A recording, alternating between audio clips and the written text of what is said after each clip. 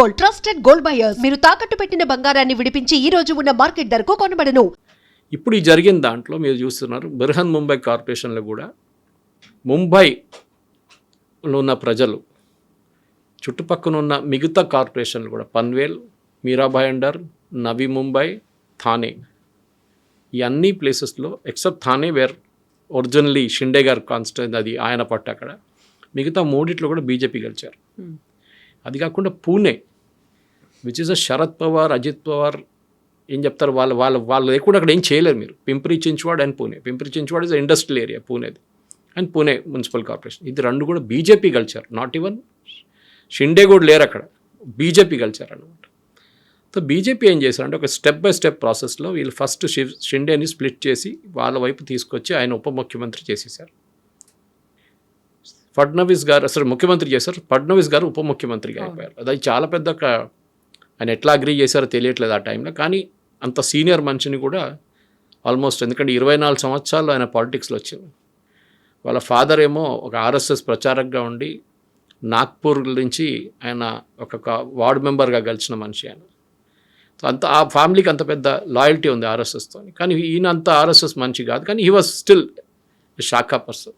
And BJP చేసిన ఆ స్ట్రాటజీని ప్రతి చోట క్రిటిసైజ్ చేశారు. ఎలా పార్టీలను స్ప్లిట్ చేస్తోంది, ఎలా ఏకనాథ్ షిండేలను తయారు చేస్తుంది అనేది కూడా.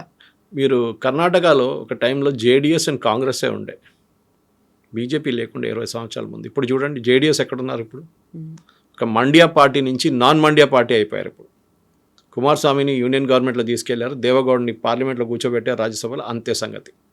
Today JDS is nowhere. ఇప్పుడు వాళ్ళకి తెలిసింది. ఇప్పుడేమంటున్నారు మేము ఒంటరిగా పోటీ చేస్తాం అది ఇది అంటున్నారు. కానీ వాళ్ళకి తెలుసు వాళ్ళ టైం అయిపోయింది. ఇదే స్ట్రాటజీ వాళ్ళు చాలా స్టేట్స్లో అడాప్ట్ చేశారు. సో మెయిన్లీ మహారాష్ట్ర చూసుకుందాం, ఎందుకంటే ఇప్పుడు అదే కదా హాట్ టాపిక్ నడుస్తుంది. మిగతా ఏం చేశారంటే కాంగ్రెస్ లీడర్స్ని కూడా వీరు స్ప్లిట్ చేశారు. ఫస్ట్ ఎన్సీపీ అనేది కాంగ్రెస్ నుంచి స్ప్లిట్ వచ్చిన party, Nationalist Congress party, Sharad Pawar. దాంట్లో ముగ్గురు పవర్ సెంటర్స్ ఉండే, శరద్ పవార్ గారు, అజిత్ పవార్ అండ్ సుప్రియా సులే, వీళ్ళు కజిన్స్ ఇద్దరు. ఈ శరద్ పవార్ ఆల్మోస్ట్ ఆయన లైఫ్ ఫినిష్ అయ్యే స్టేజ్కి వచ్చేదాకా ఇప్పుడు ఆయన ఏమనుకున్నారంటే నా వారసత్వం ఎవరికి వెళ్తుందని చెప్పి ఒక పెద్ద డిబేట్ నడుస్తున్నప్పుడు అజిత్ పవార్ని బీజేపీ స్ప్లిట్ చేసి అటువైపు తీసుకెళ్ళిపోయారు. అక్కడ కూడా ఒక స్ప్లిట్ జరిగింది. కాంగ్రెస్ నుంచి శివసేనకు వచ్చిన తర్వాత వచ్చిన నారాయణ రాణే అని కొంకర్ నుంచి బీజేపీ గుంజుకున్నారు.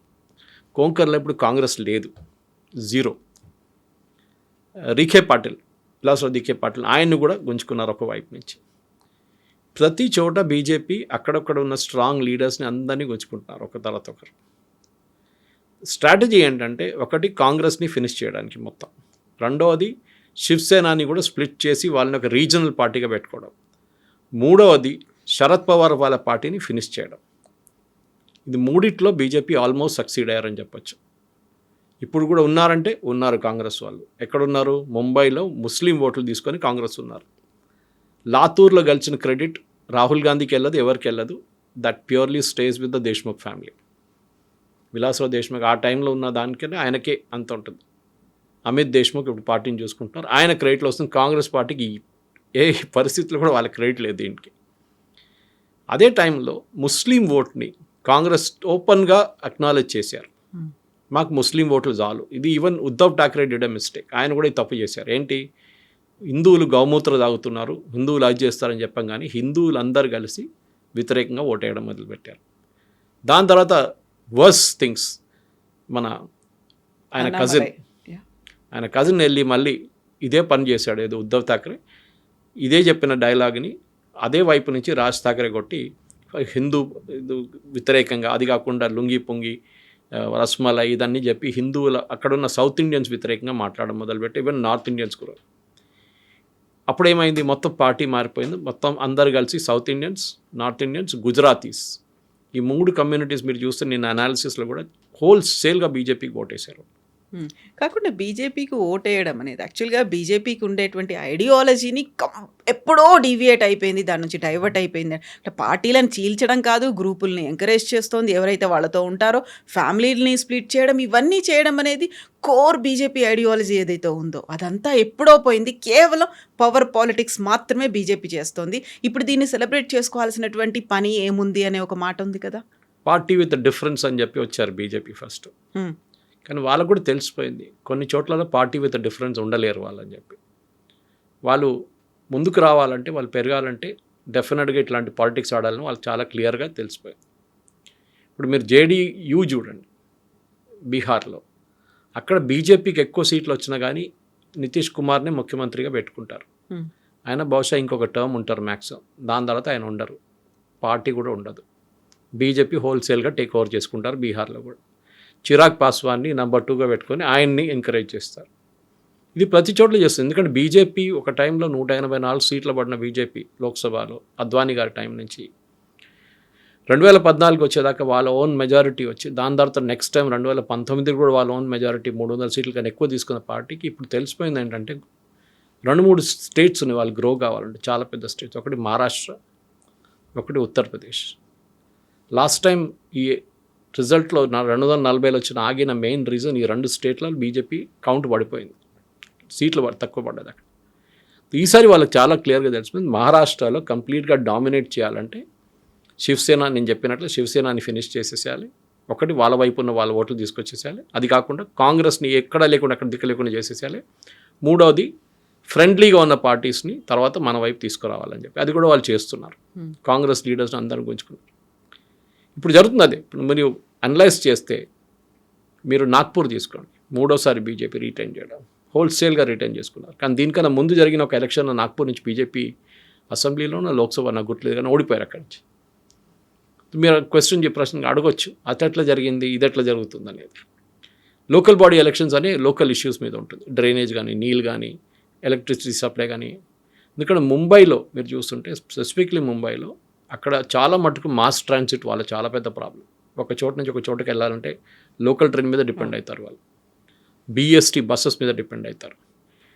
అక్కడ నడిపిస్తుంది, ఇదన్నీ నడిపిస్తుంది, ఎస్పెషల్లీ BST బస్సెస్ కానివ్వండి, మిగతా రోడ్ ఇన్ఫ్రాస్ట్రక్చర్ అంతా మున్సిపల్ కార్పొరేషన్ నడిపిస్తారు. మిర్హన్ ముంబై వాళ్ళకి 4 మెడికల్ కాలేజెస్ ఉన్నాయి.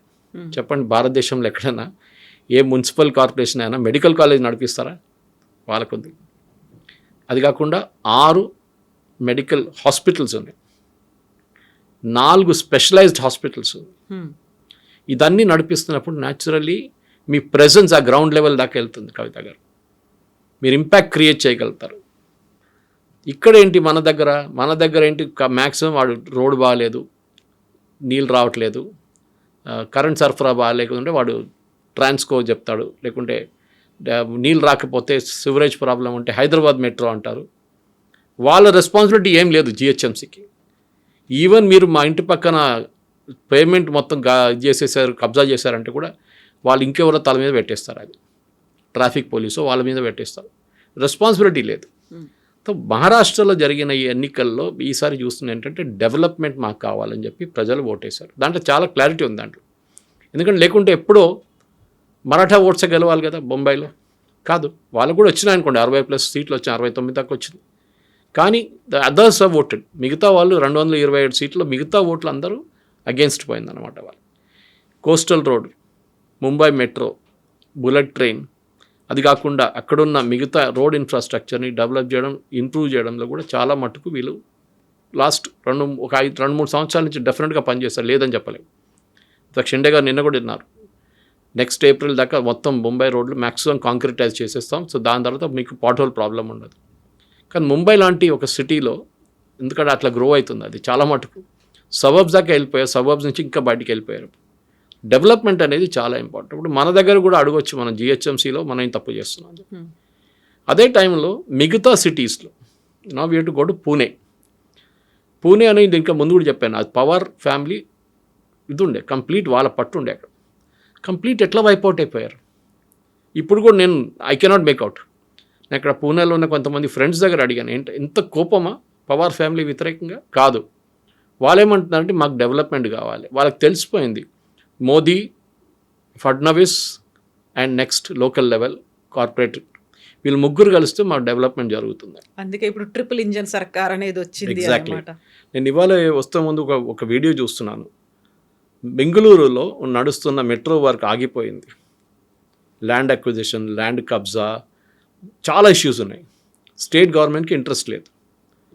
కానీ దాంట్లో సెంట్రల్ గవర్నమెంట్ చిన్న స్టేక్ ఉంది. సో మొన్న మోదీ గారు ప్రగతి మీటింగ్ పెట్టినప్పుడు ఈ ప్రశ్నలు అడిగారంట, ఇది ఎందుకు ఇట్లా జరుగుతుంది, ఎందుకు ఈ ప్రాజెక్ట్ మూవ్ కావట్లేదు, 2023లో ఫినిష్ కావాల్సిన ప్రాజెక్ట్ ఇవాళ 2026కి వచ్చినా కూడా ఫినిష్ కావట్లేదు, which basically connecting Bengaluru main station to airport కాలేదు ఇప్పుడు దాకా. ఎందుకు అని అడిగితే చాలా రీజన్స్ చెప్తున్నారు. అదే ప్యారలల్ ఎగ్జాంపుల్ మీకు కోట్ చేస్తాను నేను. నవీ ముంబై ఇంటర్నేషనల్ ఎయిర్పోర్ట్ 1997లో అప్రూవల్ వచ్చింది. 1997లో అప్పుడున్న గవర్నమెంట్ అప్రూవ్ చేశారు. తర్వాత మన్మోహన్ సింగ్ గవర్నమెంట్ దానికి బడ్జెట్ కేటాయించారు. కానీ 2015 దాకా ఒక్క ఇటుక కూడా జరగలేదు, మార్చి ఇక్కడ పెట్టలేదు. మోదీ గవర్నమెంట్ ప్రగతి కింద రివ్యూ చేసినప్పుడు ఫస్ట్ టైం రివ్యూ చెప్పిన హీ వాజ్ షాక్డ్. ఎందుకు అడిగితే ల్యాండ్ అక్విజిషన్ ఇష్యూస్, చిన్న చిన్న ఇష్యూస్. కానీ స్టేట్ గవర్నమెంట్ పుష్ చేయడానికి ఎవరు లేరు. పుష్ చేశారు. 10 సంవత్సరాల కొత్త ఎయిర్పోర్ట్ కట్టారు, ఇనాగ్రేట్ చేసేసారు, మొన్న అయిపోయింది. ఇప్పుడు చెప్పండి, నవీ ముంబై ప్రజలు ఎవరు ఓటేస్తారు? న్యాచురల్లీ వాళ్ళు బీజేపీకి ఓటేస్తారు ఈసారి. పన్వేల్ వాళ్ళు అనుకుంటారు రేపు మాకు కూడా కావాలి కదా ఇట్లా అని, ఏదైనా ఎయిర్పోర్ట్ కాదు మిగతా మాకు సదుపాయాలు కావాలి కదా అని వాళ్ళు కూడా ఓటేస్తారు. సో మీరు దాని మీద కాన్సన్ట్రేట్ చేయండి. డెవలప్మెంట్ నేను ఇప్పుడు కూడా చెప్తాను కవిత గారు, ప్రాపర్టీ ట్యాక్స్ 4,000 రూపాయలు కడుతున్నాను ఇప్పుడు, నాకు 6,000 చేస్తే కూడా రేపు కడతాను, నాకు కెపాసిటీ ఉంది కట్టడానికి. కానీ నాకు మీరేమి ఇస్తారు కట్టడానికి? మీరు డిస్కౌంట్ ఇస్తున్నారు, ఎవడు కట్టలేదు వానికి డిస్కౌంట్ ఇస్తున్నారు. నేను కరెక్ట్ టైంలో కట్టినా నాకేం వస్తుంది, ఏం రావట్లేదు. So encouraging people to default. మీరు మీ ఆదాయం పెంచుకోండి, మీ ట్యాక్సెస్ పెంచుకోండి, మీ రెంట్లు పెంచుకోండి, మీ ప్రొఫెషనల్ ట్యాక్స్ పెంచుకోండి, ఏదైనా చేయండి. ఇది జిహెచ్ఎంసీ చేయాల్సింది. So I'm comparing everything with జిహెచ్ఎంసీలో. సో మహారాష్ట్రలో జరిగిన ఈ ఎలక్షన్లో చాలా మటుకు డెవలప్మెంట్ ఈజ్ ద కీ అని చాలా క్లియర్గా తెలిసిపోయింది. దాంట్లో ఇంకే ఎక్స్క్యూజ్ లేదు. ఇప్పుడు ప్రజలకు కావాల్సిన మోదీ గారు మాట్లాడుతున్నావు, కానీ రేవంత్ రెడ్డి గారు మాట్లాడుతున్నారు, అందరు ఇదే మాట్లాడుతున్నారు. ఇప్పుడు డెవలప్మెంట్ చేయాలి మనం అని చెప్పేసి. మీరు ప్రజలకి ఫ్రీబీస్ ఇవ్వాలనో ఎవరికి పేదోళ్ళకి ఇవ్వాలనో మీరు ఇవ్వండి, నో ప్రాబ్లం. కానీ ఇది టార్గెటెడ్గా ఉండాలి. ఇక్కడ ఉన్నదాకా తెలంగాణ ఉన్నలాగా రేషన్ కార్డులు ప్రజలకన్నా ఇక్కడున్న పాపులేషన్ కన్నా ఎక్కువ రేషన్ కార్డులు ఉంది ఇక్కడ. అది ఎట్లా జరుగుతుందో ఎవరికి తెలియదు. It's a fraud, big fraud. కానీ అది కాదు ఇక్కడ పాయింట్ ఇస్ డెవలప్మెంట్. మన ఇక్కడ నుంచి రోడ్డు మీద దిగగానే ట్రాఫిక్ పరిస్థితి ఏంటి? మీరు ఫైన్లు కలెక్ట్ చేస్తున్నారు, ఎవ్రీ కార్నర్లో పోలీసు వాళ్ళు నిలబడి పట్టుకుంటున్నారు. ఆ ఫైన్స్ ఎక్కడ పోతున్నాయి? స్టేట్ గవర్నమెంట్ కబ్జాలో దాంట్లో వెళ్ళి పడిపోతుంది, స్టేట్ గవర్నమెంట్ బకెట్లో పడిపోతుంది. అది ఎక్కడ పోతుందో ఎవరికి తెలియదు. దీనికన్నా ముందు చాలామంది కమిషనర్స్ ఉన్నప్పుడు, స్పెషల్లీ సుదీప్ లక్టా గారు ఉన్నప్పుడు నాకు గుర్తుంది, this amount was credited to traffic police. Okay, వాళ్ళు సిగ్నల్స్ ఇంప్రూవ్ చేయడంలో, ఐలాండ్స్ కిడ్నీ ఐలాండ్స్ కానీ మిగతా రౌండ్ అబౌట్స్ ఇంప్రూవ్ చేయడంలో వాళ్ళు ఆ ఫండ్స్ వాడుకున్నారు. అది చేయండి, ప్రజలు ఎప్పుడు నో అన్నారు. కానీ మీరు ఆ ఫండ్ తీసుకెళ్ళి స్టేట్ గవర్నమెంట్కి ఇచ్చేసి ఎక్కడ పోతుంది ఎవరికి తెలియదు. అదే పాత ట్రాఫిక్ సిగ్నల్, అదే సిస్టమ్ ఏమన్నా అంటే సింక్రనైజ్ సిగ్నల్ అంటే ఏం జరగట్లేదు. So you have to create development, especially urban అగ్లామరేషన్స్లో అన్నిటికంటే పెద్ద ప్రాబ్లం. కానీ అన్నిటికంటే సర్ప్రైజింగ్ మీరు చెప్పిన దాంట్లో was Owaisi. Exactly. So almost 98 కార్పొరేషన్లలో వాటిని గెలుచుకుంది. ఐ థింక్ 104 అనుకుంటాను. పొద్దున్న ఫైనల్ ఫిగర్స్ ఇంకా రాలేదు. I just got the final figures. ఒకసారి అనలైజ్ చేయాల్సి వస్తుంది. చాలా ఇంపార్టెంట్ అంటే వై ఓవైసీ, ఎందుకు ఏఐఎంఎంకి ముస్లిమ్స్ ఓటేస్తున్నారు? మనం మిగతా వాళ్ళు మర్చిపోతాం. భివండి కానీ మిగతా ఏరియాస్లో ఎక్కడెక్కడ సాంబాజీ నగర్ అక్కడ కూడా బీజేపీకి మెజారిటీ వచ్చింది. కానీ వీళ్ళకి చాలా మటు సీట్లు అక్కడ వచ్చినాయి. ఔరంగాబాద్ నుంచి ఒక టైంలో వారిస్ పతాన్ గారు గెలిచారు, మీకు గుర్తుంటుంది, ఏఐఎంఎం ఎంపీగా గెలిచారు. ఎందుకంటే కాంగ్రెస్ ట్రెడిషనల్లీ ముస్లిం ఓట్ మాదే, వీళ్ళు ఎక్కడికి వెళ్తారు అని చెప్పి ఒక కాంగ్రెస్కి ఒక ఇది ఉండే, అహంకారం ఉండే. ఎక్కడికి వెళ్తారు వీళ్ళు, మాకే ఓటేయాలి కదా. వీళ్ళు చూసుకోవాలంటే రేవంత్ రెడ్డి గారు చెప్పినట్టు కాంగ్రెస్ అయితే ముసల్మాన్ అయితే కాంగ్రెస్ అయ్యారు. కానీ ఇప్పుడు వాళ్ళకి అర్థమైపోయింది అది కాదు, మాకు ఇంకొక ఆప్షన్ ఉంది, విచ్ ఇస్ ఓవైసీ. సరే, ఓవైసీ కాంగ్రెస్ కన్నా బాగా పనిచేస్తాడో దట్స్ అ డిఫరెంట్ థింగ్. కానీ కాంగ్రెస్ ఏమైపోయిందో ఇంగ్లీష్లో అంటారు catch-22 సిచ్యువేషన్ వచ్చేసారు. ఈ ముస్లిం ఓట్లు పోయినప్పుడు హిందువులు అన్నారు, మా సంగతి ఏంటరా నాయనా అని అడిగారు. మీకు ముస్లిం ఓట్లు కావాలంటే మీరు ముస్లిం ఓట్లు తీసుకోండి, మా దగ్గర రాకండి అని కాంగ్రెస్ని వైపౌట్ చేసేసారు. సరే, ముంబైలో ఉన్న ముస్లిం పాకెట్స్ నుంచి చాలా సీట్లు వచ్చాయి, దాంట్లో డౌట్ లేదు. ఇన్ఫ్యాక్ట్ లాస్ట్ రిజల్ట్ డిక్లేర్ చేసిందో వాళ్ళు 7 ఓట్లతో గెలిచారు, ఒక సీటు 7 ఓట్స్. లేకుంటే బీజేపీకి 90 అయిపోతుండే వాళ్ళ పొద్దున. But the point is simple. Sambhaji Nagar కానివ్వండి, భివండి కానివ్వండి, మాలేగావ్ కానివ్వండి, ఇట్లాంటి ముస్లిం డామినేటెడ్ ఏరియాస్లో కూడా ఏఐఎంఎం చాలా పర్ఫామ్ చేస్తుంది. ఇది మనం బీహార్లో కూడా చూసాం కవిత గారు. సంబల్ ఏరియాలో 5-6 సీట్లు గెలిచారు. ఇన్ఫ్యాక్ట్ ఓవైసీ పార్టీకి ముంబైలో ఉన్న బర్హన్ ముంబైలో రాజ్ ఠాక్రే వాళ్ళ పార్టీకి ఎక్కువ సీట్లు వచ్చినాయి, వార్డులు వచ్చినాయి. That it self is a story. So ఇప్పుడు కాంగ్రెస్ భయపడాల్సింది బీజేపీ కాదు, ఎంఐఎంని. ఇక్కడ వాళ్ళు పొత్తు పెట్టుకొని ఇక్కడ మున్సిపల్ కార్పొరేషన్ నడిపిస్తారు, కానీ once out of Hyderabad Owaisi is a different animal all together. ఆయన బిహేవియర్ డిఫరెంట్ ఉంటుంది. ఆయన ఏమంటున్నారంటే నేను ఒక చార్మినార్ పార్టీ నుంచి ఆల్ ఇండియా పార్టీ కావాలనుకుంటున్నాను, దానికోసం నేను ఏమైనా చేస్తాను. బీహార్లో చూడండి, బీహార్లో ఎలక్షన్ రిజల్ట్ వచ్చిన తర్వాత ఫస్ట్ స్టేట్మెంట్ ఏమి ఇచ్చారంటే 5-6 సీట్లు గెలిచారు వాళ్ళు అక్కడ సంబల్ ఏరియాలో మోస్ట్లీ. నితీష్ కుమార్ గారిని నేను సపోర్ట్ చేస్తాను, ఆయన మా సంబల్ ఏరియా డెవలప్ చేస్తే నేను ఏం కావాలంటే వాళ్ళని సపోర్ట్ చేయడానికి రెడీగా ఉన్నాను ఓవైసీ గారు. చాలా clear. So he is talking again development from Muslim perspective. Congress ఏం మాట్లాడతారు ఇప్పుడు? వీళ్ళు టేకెన్ ఫర్ గ్రాంటెడ్ అంటారు ఇంగ్లీష్లో. మీరు ఎక్కడ పోతారు, మీరు మాకే ఓటేస్తారని చెప్పి కూర్చున్న కాంగ్రెస్ వాళ్ళు ఇప్పుడు ఎక్కడ లేని పరిస్థితికి వచ్చేస్తారు. వాళ్ళ ఓన్ పార్టీ వర్కర్స్ని ఇగ్నోర్ చేశారు వాళ్ళు. మేము సపరేట్గా పోటీ చేస్తాం ముంబైలో అన్నారు.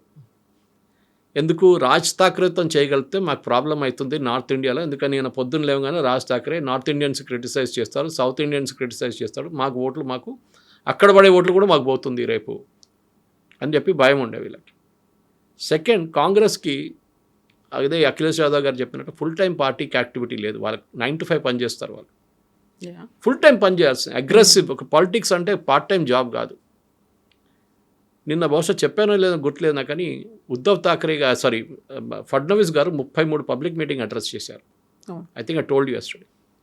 రాహుల్ గాంధీ ఒక్కటి కూడా చేయలేదు, అసలు వెళ్ళలేదు అక్కడికి. ఆయన ఎక్కడో తిరుగుతున్నాడు, వియట్నామో అక్కడో కంబోడియా ఎక్కడో తిరుగుతూనే ఉంటాడు. మీ పార్టీని మీరు చూసుకోవాలి కదా, మీ పార్టీ వర్కర్స్ని మోటివేట్ చేయాలి కదా. ఇప్పుడు లాతూర్ గెలిచారు. లాతూర్ గెలవంగానే నేను రాత్రి నుంచి సోషల్ మీడియాలో ఫుల్ పుకార్, రాహుల్ గాంధీ జిందాబాద్, Rahul Gandhi Latur victory is dedicated to Rahul Gandhi. Rahul Gandhi Latur వైపే వెళ్ళలేదు అసలు. It is purely Amit Deshmukh's victory. రేపు బీజేపీ అమిత్ దేశ్ముఖ్ని తీసుకుంటే మీరేం చేస్తారు? సరే, బీజేపీ స్టేట్ ప్రెసిడెంట్ ఒక స్టేట్మెంట్ ఇచ్చారు విలాస్రావు దేశ్ముఖ్ గురించి. It is not in good taste, correct. దాంతో కూడా బహుశా బీజేపీకి అక్కడ కొంచెం నష్టం వచ్చింది లాతూర్లో. నాందేడ్ ఏమైందండి, పర్భణి ఏమైంది? అన్ని ప్లేసెస్లో ట్రెడిషనలీ హైదరాబాద్, కర్ణాటక అని మనం ఇటువైపు చెప్తున్నట్లనే అక్కడ it was a part of Hyderabad state. So అక్కడ ఇప్పుడు కూడా కాంగ్రెస్ కొంచెం ఇన్ఫ్లుయెన్స్ ఉంది ఆ ఏరియాలో, కానీ డెవలప్ చేయలేకపోతున్నారు మీరు. అదే ఓవైసీ మళ్ళీ అక్కడ వచ్చి కూడా ఓట్లు తీసుకెళ్ళిపోతున్నారు. ఈ పరిస్థితుల్లో మహారాష్ట్రని రేపు, ఎందుకంటే ఇప్పుడైతే ఎలక్షన్లు ఏం లేవు అక్కడ, no Lok Sabha no assembly elections, కానీ రేపు రాబోయే 2029లో రాబోయే లోక్సభ ఎలక్షన్కి ఏం చేస్తారు మీరు? ఇక్కడ మళ్ళీ పాత సిస్టమ్కి వచ్చి పాత సిస్టమ్ లాగానే ఓట్లు తీసుకెళ్ళిపోతే దెన్ బీజేపీ మళ్ళీ ఈ 240 నుంచి 2090, 300 దాకా కూడా వెళ్ళొచ్చు. ఎందుకంటే యూపీలో కూడా వాళ్ళకి అదే ప్రాబ్లం ఉండే. అక్కడ యోగి ఆదిత్యనాథ్ గారు కోర్స్ కరెక్షన్ చేసుకున్నారు. ఇప్పుడు అక్కడ కూడా జూన్ 2027లో అక్కడ అసెంబ్లీ ఎలక్షన్స్ ఉంది, అక్కడ అదే స్ట్రాటజీ యూస్ చేస్తుంది. కాంగ్రెస్ అక్కడ కూడా తప్పు చేస్తున్నారు. అక్కడ సమాజ్వాదీ పార్టీతో కలిసి ముస్లిం ఓట్లు ఎంటబోతున్నారు. హిందువులు మళ్ళీ కాంగ్రెస్ వ్యతిరేకంగా ఓటేస్తారు. You have to decide. మీరు 2 గుర్రాల మీద కాలు పెట్టి నడిపేయలేరు, పడతారు కింద. ఇది నేర్చుకోవాలి. సో రాహుల్ గాంధీ ఫస్ట్ ఏంటంటే ఒక పార్టీని రీజువినేట్ చేయాలంటే మీరు కష్టపడి పనిచేయాలి. ఒక్కరోజు ఎలక్షన్ కాగానే నెక్స్ట్ ఎలక్షన్కి వెళ్ళిపోవాలి మీరు. బీహార్ నుంచి బీజేపీ వాళ్ళు డైరెక్ట్ బెంగాల్లో వెళ్ళిపోయారు, మీరేమో వియట్నాంకి వెళ్ళారు, కంబోడియాకి వెళ్ళారు. అది డిఫరెన్స్. మహారాష్ట్ర ఎలక్షన్లో మీరు ఓవైసీ గారు మా ఓట్లు తీసుకెళ్ళిపోయారు, ఓవైసీ గారు కమ్యూనల్ అని చెప్పగానే మీరు కూడా కమ్యూనల్ తక్కువ కాదు, మీరు కూడా చేశారు కదా అదే పని. అదే టైంలో బీజేపీ కూడా కొన్ని తప్పులు చేశారు, దాంట్లో డౌట్. ఒకటే నేను చెప్పాను, లాతూర్లో వాళ్ళు చేసిన కామెంట్ చేయకూడదు, చేశారు. దాంట్లో కొంచెం వాళ్ళకి ప్రాబ్లం వచ్చింది అక్కడ. అది కాకుండా మరాఠీ ఓట్ని షిండే గారు తీసుకురాలేదు, చాలా క్లియర్. అది 90 సీట్ల పోటీ చేస్తే 25 సీట్లు గెలిచారు అంతే, which is strike rate of 30% ఆల్పో. బీజేపీకి స్ట్రైక్ రేట్ 63% ఉండే ముంబైలో. వాళ్ళు పోటీ చేసిన సీట్లు, వాళ్ళు గెలిచిన సీట్లు 89, దట్ ఈస్ అరౌండ్ 63%. షిండే గారి దగ్గర నుంచి సీట్లు తీసుకొని బీజేపీ పోటీ చేస్తే బీజేపీకి ఎక్కువ వస్తుందంటే పాలిటిక్స్లో 1+1 is not 2. 1+1 can be 0, 1+1 can be 4 also పాలిటిక్స్లో. సో షిండే గారు మరాఠీ ఓటు తీసుకురాలేకపోయారు. వారసత్వం ఎవరిది? బాలాసాహెబ్ ఠాక్రేది. ఈజ్ ఇట్ విత్ అది with Uddhav Thackeray or with Shinde? ఈ ఒక ప్రశ్న వస్తుంది. కానీ as you go along possibly నేను అనుకుంటాను, because outside Mumbai Uddhav Thackeray అంత గ్రేట్గా పర్ఫామ్ చేయలేదు. ఐ థింక్ పర్బణి ఎక్కడో కొంచెం పర్ఫామ్ చేశారు ఆయన అంతే. మిగతా చోట్ల ఎక్కడ పర్ఫామ్ చేయలేదు వాళ్ళు. సో అవుట్ సైడ్ మహారాష్ట్ర అంటే out side Mumbai Uddhav Thackeray 0, out side Thane Shinde 0. ఇక్కడ ఒక ఇంట్రెస్టింగ్ అనాలిసిస్. యూజువల్గా అక్కడ ఠాక్రే, బాలాసాహెబ్ ఠాక్రే ఉన్నప్పుడు మరాఠీస్ గురించి, ప్రైడ్ గురించి మాట్లాడేవాడు. అక్కడ ఓన్లీ ఎక్స్క్లూజన్ అనేది కనిపించేది, ఓన్లీ మరాఠీస్ గురించి మాత్రమే ఉండేది. అది ఒక రకంగా పెరిగి అది హేట్రెడ్ దాకా వచ్చింది. బట్ ఈసారి జరిగినటువంటి ఎలక్షన్స్లో హేట్రెడ్ దూరం అయిపోయింది, ఇంక్లూజివ్నెస్ అనేది వచ్చింది, అందరూ అందులో ఇంక్లూడ్ అయ్యారు. అదే ట్రూ మరాఠీ స్పిరిట్ని చూపించింది అనేది నిజమేనా? నేను పుట్టింది కేరళలో, పెరిగింది తెలంగాణలో కదా. I identify more with Telangana than with Kerala. మన పుట్టిన ప్లేస్కి ఎప్పుడు లాయల్టీ ఉంటుంది, లేదని కాదు, అదొక మెమరీ లాగా ఉంటుంది ఎప్పుడు. అది మరాఠీ మానూస్ అని కాన్సెప్ట్ తీసుకొచ్చిన 70లో 80లో there was a reason for it. ఉద్యోగాలు లేవు. ఐఎమ్ నాట్ సెయింగ్ మరాఠీస్, కొంతమంది అంటారు ఇప్పుడు మహారాష్ట్రన్స్ కష్టపడి పనిచేయరు, అట్లేం లేదు, కష్టపడి పనిచేస్తారు వాళ్ళు కూడా. కానీ చాలా రీజన్స్ ఉంటుంది. ఇక్కడ కూడా అంతే కదా. నిన్న కూడా చూశాను నేను, ప్లంబర్స్ దొరకట్లేదు హైదరాబాద్లో అని చెప్పి, కానీ సాఫ్ట్వేర్ ఇంజనీర్స్ ఉంటారు. మన దగ్గర ప్రయారిటీస్ మారిపోయాయి. కేరళలో కూడా అంతే. కేరళలో Malayalis won't work there, and దుబాయ్కి వెళ్ళి పనిచేస్తారు బాగా, ఈవెన్ హైదరాబాద్కి వచ్చి కష్టపడి పనిచేస్తారు, కానీ అక్కడ పనిచేయరు. అక్కడ బెంగాలీ వాళ్ళు, బీహార్ వాళ్ళు వస్తారు. సో మీరు చెప్పిన ఈ మరాఠీ అస్మిత ఒకటి, మరాఠీ మానూస్ అని చెప్పి వీళ్ళ కాన్సెప్ట్ తీసుకొచ్చి సన్స్ ఆఫ్ సాయిల్, మా వాళ్ళకి ఉద్యోగం ఉండాలి, బీహార్ వాళ్ళని కొట్టి పంపించేసేయండి. నార్త్ ఇండియన్స్ ఆటో ఎవడు నడుపుతాడు, అదే బీహార్ వాడు ఆటో నడుపుతాడు. కన్స్ట్రక్షన్ సైట్లో ఎవడు పనిచేస్తాడు, అదే యూపీ వాడో లేకుంటే అస్సాం వాడో లేక ఒడియా వాడో పనిచేస్తారు. So this problem is very simple. Maharashtrians, core Maharashtrians Mumbai నుంచి బయటికి వెళ్ళిపోయారు. అఫోర్డబిలిటీ ఒక, నేను చెప్పాను అనుకుంటే తెలియదు నిన్న, కానీ ఒక 500 square feet 800 square feet flat మీకు కావాలంటే ఇప్పుడు ముంబైలో మీరు 2-3 కోట్లు ఇవ్వాల్సి వస్తుంది. మీకు ఇక్కడ ఈజీగా 3 బెడ్రూమ్ వచ్చేస్తుంది హైదరాబాద్లో, దానికన్నా ఎక్కువ కూడా రావచ్చు. They are made Mumbai unaffordable. So దాంతో ముంబై నుంచి మరాఠీ మానూస్ అని వాళ్ళు బయటికి వెళ్ళిపోయారు చాలామంది. షోలాపూర్ వైపు కానీ ఈవెన్ హైదరాబాద్లో వచ్చి సెటిల్ అయ్యి చాలామంది, పూనాకి వెళ్ళిపోయారు చాలామంది. So they are moved out. మీరు ముంబైని టోటలీ అన్అఫోర్డబుల్గా చేసేసారు. అది ఇప్పుడు కాదు, అది ఎప్పటి నుంచో ఒక రియల్ ఎస్టేట్ మాఫియా అక్కడ గేమ్ ఆడింది. దాని డీ గ్యాంగ్ కానీ మిగతా వాళ్ళందరూ దాంట్లో దిగారు. మనకు తెలిసిందే, పాత స్టోరీ అది. కానీ ఇప్పుడు కొంచెం తదుమంది అక్కడ ముంబై రియల్ ఎస్టేట్ ఇప్పుడు కూడా ఎక్స్పెన్సివ్. ఒక్కొక్క దానికి 30 కోట్లు 40 కోట్లు అని వింటూ ఉంటాం మనం రెగ్యులర్. కానీ మీరు అడిగిన ప్రశ్నకి ఈ ఇంక్లూజివ్నెస్ వచ్చిందంటే ఎస్. ఎందుకంటే సౌత్ ఇండియన్, ఒక మలయాళీ సెటిల్డ్ ఇన్ ముంబై, నా చాలామంది రిలేటివ్స్ ఉన్నారు, వాళ్ళు చాలా ఫ్లూయెంట్గా మరాఠీ మాట్లాడతారు, ఏ ప్రాబ్లం లేదు. వాళ్ళు బయటికి వెళ్తే ఐడెంటిఫై చేయడానికి కూడా డిఫికల్ట్, వీళ్ళు మరాఠీలా వీళ్ళు కేరళైట్స్ అని చెప్పేసి. కానీ అది కాదు, అక్కడున్న వాళ్ళ మీద లుంగి పొంగి అని చెప్పడము, అన్నామలై వచ్చి క్యాంపెయిన్ చేసిన ఏరియాలో ఆ క్యాండిడేట్ కల్చర్ బీజేపీ, అక్కడ మీకు తెలిసిపోతుంది యాక్సెప్టబిలిటీ ఎక్కడ ఉందనేది. ఎవరైనా రానియండి, ఇప్పుడు హైదరాబాద్లో రేపు ఎవరు వచ్చి, సరే కేసీఆర్ టైంలో ఉండే ఆంధ్ర వాళ్ళని అది ఇది చెప్పారు, కానీ ఈవెన్ నౌ హైదరాబాద్లో మహారాష్ట్రన్స్ ఎక్కువ ఉన్నారు, కన్నడిగాస్ ఉన్నారు, తమిళియన్స్ ఉన్నారు. మినీ ఇండియాగా ఉంది. Who setup keys high school వాళ్ళే కదా. మహబూబ్ కాలేజ్ ఎవరు సెటప్ చేశారు, తమిళియన్సే కదా, ముద్రియార్. ఇదన్నీ ఉన్నాయి. Even Deccan Chronicle news paper వాళ్ళదే ఉండే. ఇది అన్నీ చూసుకుంటే అన్ని కమ్యూనిటీస్ కాంట్రిబ్యూట్ చేశారు. కాచిగూడ ఏరియా అంతా మహారాష్ట్రన్ ఏరియా టోటల్. సో మనం ఇవాళ ఒక ఇంక్లూజివ్నెస్ చూసుకోవాలి. ఒక we're even talking of cross cultural marriages. ఒక నేషనల్ ఇంటిగ్రేషన్ అయిపోతుంది ఇప్పుడు. మన కమ్యూనిటీలో కాకుండా వితిన్ ఒక నార్త్ ఇండియన్ని పెళ్లి చేసుకోవడమో లేకుంటే బెంగాలీ, మరాఠీ, ఇది నార్మల్ అయిపోయింది ఇప్పుడు అక్కడ. I'm not talking religion, with in the community it self. ఇది చాలా మటుకు డిఫరెన్స్ వచ్చింది కవిత గారు. అండ్ ముంబై లాంటి place which is even now the safest place for a women. నేను ఇప్పుడు కూడా చెప్తాను, రాత్రి 2 గంటల 3 గంటలకు ఒక అమ్మాయి ముంబైలో ఒక ప్లేస్ నుంచి ఒక ప్లేస్కి వెళ్ళొచ్చు వితౌట్ ఎనీ ప్రాబ్లం.